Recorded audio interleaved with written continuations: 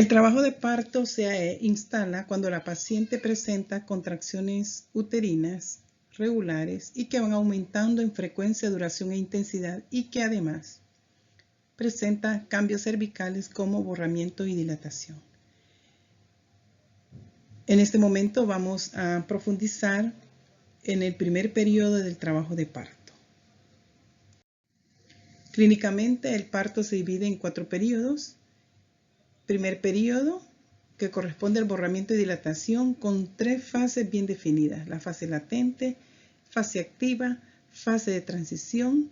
Este periodo inicia desde que comienza el trabajo de parto y finaliza hasta la dilatación y borramiento completo. También está el segundo periodo, que es prácticamente el expulsivo y nacimiento. Inicia con la dilatación y borramiento completo y finaliza con el nacimiento.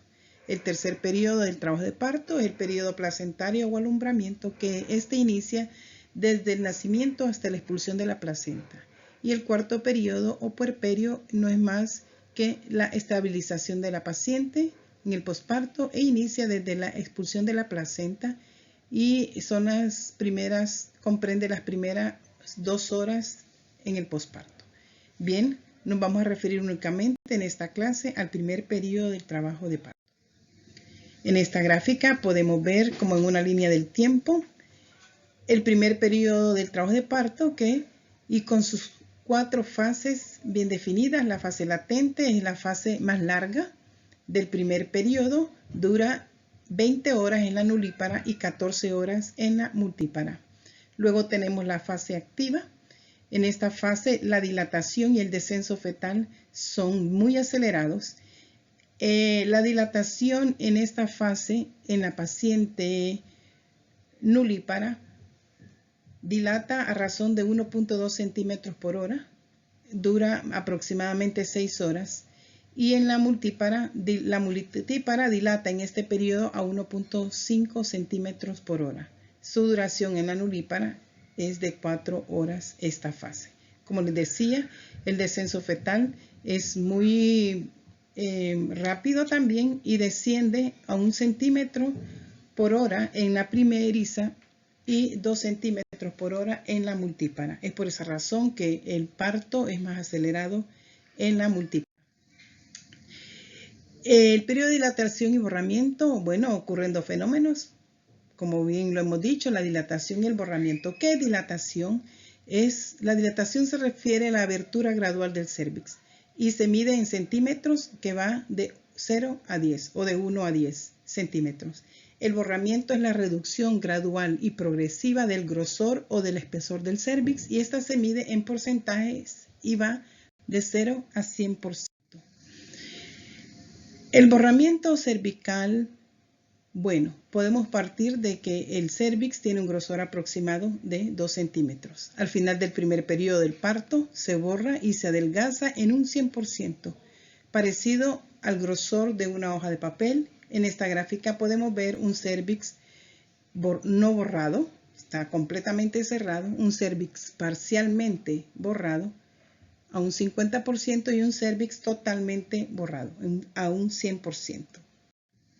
La dilatación de 10 centímetros es la apertura necesaria e ideal para el paso del feto a través del canal del parto.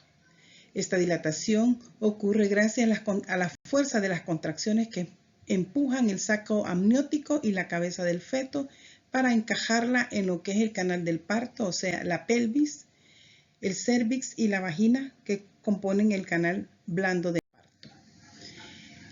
Como les mencionaba, el primer periodo del trabajo de parto tiene una fase latente, es el periodo o la dilatación. En la fase latente se da la dilatación de 0 a 4 centímetros. Durante esta fase la dilatación es mínima, las contracciones son moderadas, duran un promedio de 30 segundos y son espaciadas. Ocurren cada 10 o 20 minutos. En la fase activa, donde ocurre la dilatación de 4 a 8 centímetros, se da que la dilatación es más acelerada y el descenso fetal es bastante progresivo. Aquí las contracciones duran más tiempo, duran de 30 a 40 a 60 segundos y se presentan cada 2 a 4 minutos. La fase de transición ocurre cuando el cérvix se dilata de 8 a 10 centímetros. Es la fase más dolorosa del parto. Aquí las contracciones duran más, de 45 a 60 segundos, son más intensas y se presentan cada 2 minutos. En esta fase, frecuentemente, si las membranas no están rotas, se rompen en ese momento e inicia de manera espontánea el pujo materno como un reflejo.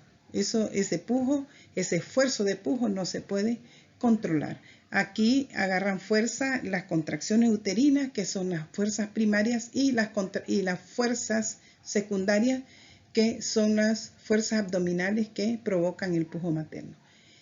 Igualmente, se empieza a asomar la cabeza fetal por el introito vaginal. Podemos ver que se asoma como del tamaño de una moneda en el introito, y otro aspecto que podemos observar es el abombamiento de la zona del periné, ubicada entre la horquilla vaginal y el recto. Este es el momento ideal para llevar a la paciente al expulsivo. Como enfermeras, nosotros tenemos que tener claro 4 aspectos que debemos estar vigilando en la paciente durante la primera etapa del trabajo de parto, o sea, durante la dilatación y el borramiento. ¿Cuáles son estos aspectos? El comportamiento y la conducta materna, las contracciones uterinas, el estado de las membranas amnióticas y el bienestar materno y fetal. Bien, en el aspecto del comportamiento y la conducta materna, en la fase latente podemos observar que la paciente puede estar alerta o callada, ligeramente excitada, o también puede estar tranquila o muy ansiosa.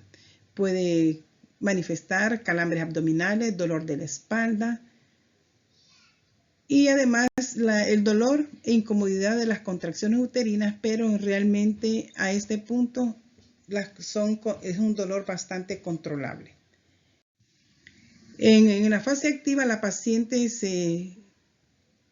tiene un cambio de comportamiento muy significativo, se vuelve un poco aprensible, irritable, con náuseas, vómitos, temblor en las piernas, presión en la vejiga y el recto por el descenso fetal en el canal del parto, dolor de espalda y mucho más incómoda que en la fase latente. La relajación de las contracciones uterinas es muy corta, ¿verdad? Y esto provoca una disminución en el riego placentario. Y consecuentemente se pueden observar algunas alteraciones variaciones en el foco cardíaco fetal, que pueden ser transitorias. Es necesario para garantizar una adecuada irritación que la relajación entre una contracción y otra debe de ser al menos de 30 segundos.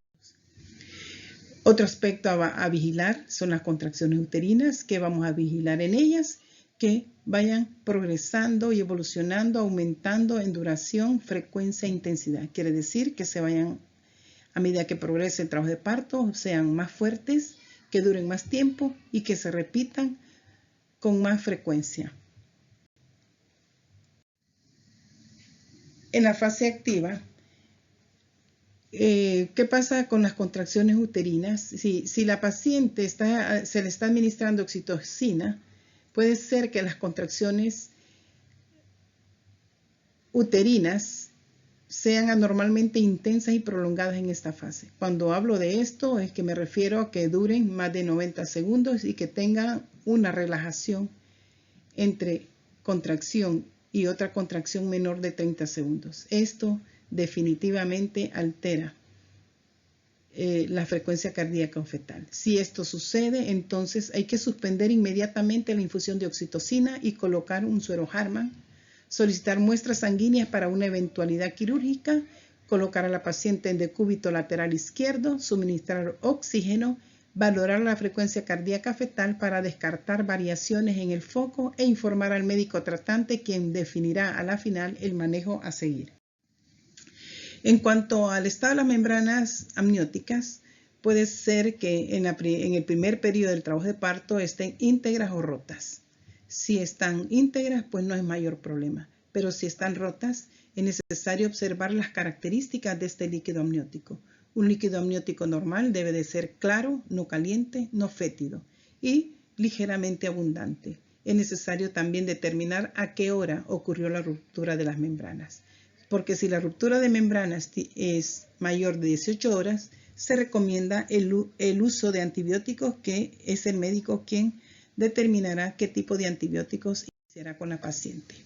En relación al bienestar materno y fetal, lo que toca vigilar aquí son los signos vitales cada media hora.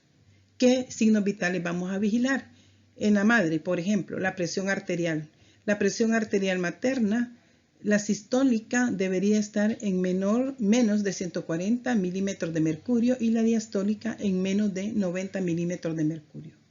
El aumento de la presión arterial materna es un signo potencialmente peligroso para la madre y para el recién nacido. Es un signo, pues, de hipertensión arterial crónica o una preeclampsia que se puede agravar y progresar a una eclampsia o síndrome de HELLP. Usualmente, y no es frecuente durante el trabajo de parto, que observar una disminución en la presión arterial materna. Pero si se presenta, esta puede estar asociada a choque hipovolémico, ruptura uterina, hipoglicemia, embolia de líquido amniótico. Otro signo vital que hay que revisar en la madre es la frecuencia cardíaca materna, la cual debe estar entre 60 y 100 latidos por minuto. El aumento en la frecuencia cardíaca materna es signo de deshidratación, infección o hemorragia. La temperatura axilar. El valor normal podemos encontrar hasta 37 grados centígrados y la rectal u oral podemos encontrar valores normales hasta 37.5 grados centígrados. Cuando se identifica un aumento en la temperatura, es un riesgo o es el primer signo de infección materna. Otro aspecto a valorar, la frecuencia cardíaca fetal, cuyos valores normales son entre 120 y 160 latidos por minuto. Producto de las contracciones uterinas, podemos encontrar algunos patrones de alteración en la frecuencia cardíaca fetal, que podemos encontrar taquicardia, latidos fetales mayores de 160 latidos por minuto, bradicardia, que menor de 119 latidos por minuto. También podemos encontrar aceleraciones o desaceleraciones transitorias. Si son transitorias, no hay ningún problema. Y cuando digo transitorias es que hay una disminución de más o menos, o aumento o disminución de más o menos 6 latidos por minuto en la frecuencia cardíaca fetal durante la contracción. Pero en la fase de relajación entre una contracción y la otra, el feto logra otra vez recuperarse y no hay ningún problema. Pero sí es necesario, la frecuencia cardíaca fetal no se debe de auscultar durante la contracción uterina. Se debe de auscultar en el lapso que hay entre una contracción uterina y otra, o sea, en la fase de relajación. ¿Cuáles son algunas causas que nos pueden provocar taquicardia en el feto? Bueno, la prematurez, la hipoxia fetal, la administración de tocolíticos o medicamentos que estimulan las contracciones uterinas, la fiebre materna es otra causa, la anemia materna, hipotiroidismo materno o cualquier infección fetal o materna. Y la bradicardia, ¿qué causas provocan bradicardia fetal? Pues hipoxia fetal, administración de anestésicos y oxitóxicos, hipotensión materna, comprensión del cordón umbilical y cardiopatía fetal. Es importante saber que las alteraciones en los patrones de la frecuencia cardíaca fetal es más confiable identificarlas cuando la paciente está conectada a un monitor fetal electrónico. Este es pues entonces nuestro proceso de atención de enfermería a aplicar a una paciente que está en el primer periodo del trabajo de parto, pues con diagnósticos de enfermería bien definidos. Uno de ellos, dolor relacionado con la contracción uterina, déficit de volumen de líquidos relacionados con restricción en la ingesta de líquidos o aumento en la pérdida de estos. Hay un deterioro en el intercambio gaseoso relacionado con hiperventilación durante las contracciones uterinas. alteración en la eliminación urinaria relacionada con presión por descenso fetal. Obviamente a cada una de las diagnósticos de enfermería le vamos a realizar las intervenciones que están aquí detalladas con objetivos puntuales, como que nuestro objetivo final en la atención de enfermería es brindar apoyo y tranquilidad a la paciente en este primer periodo del parto, mejorar la hidratación, detectar signos de alarma, mejorar la oxigenación y el riego uterino placentario, evitar una sobreestimulación uterina, preparar a la paciente para una intervención quirúrgica si es necesario y evacuar la vejiga. La bibliografía revisada para este tema, pues aquí está, Socarrás, Ginecobstetricia, temas para enfermería, que es nuestro libro de texto, y como una bibliografía de apoyo utilizamos las guías para el continuo de la atención de la mujer y el recién nacido. Espero en el foro que hemos preparado para esta clase profundizar en algunos aspectos y aclararle dudas.